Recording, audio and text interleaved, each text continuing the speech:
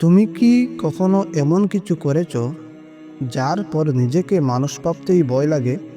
তুমি কি ভাবো আল্লাহ তোমাকে আর ক্ষমা করবেন না? তাহলে শুনো সেই লোকটার গল্প, যে ৯৯ জনকে খুন করেছিল আর তাও আল্লাহ তাকে জান্নাত দিলেন। সে একজন সিরিয়াল কিলার ছিল। একজন দুজন নয়, ৯৯ জনকে হত্যা করেছিল। হয়তো আমরা ভাবি এমন মানুষ তো শেষ, আর কোনো আশা নেই। কিন্তু সে একদিন ভেবে বসে, আমার কি আর তাওবা হবে না? সে গেল এক আবিদ এর কাছে।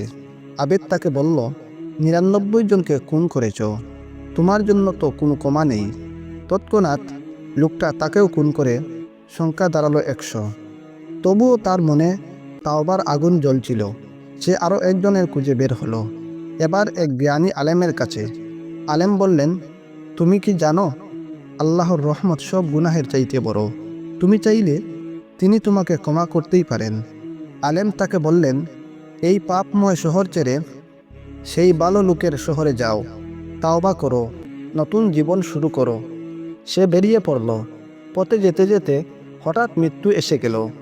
রহমতের ফেরেশতা বলল, সে তাওবা করে রওনা হয়েছিল। আজাবের ফেরেশতা বলল, সে তো এখন কোনো ভালো কাজই শুরু করেনি।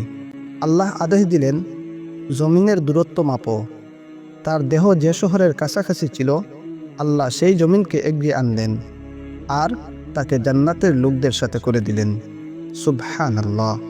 তাওবা কখনো দেরি হয় না, যদি তা হয় অন্তরের গভীর থেকে। তোমার গুনাহ যতই বড় হোক, আল্লাহর দরজা কখনো বন্ধ হয় না।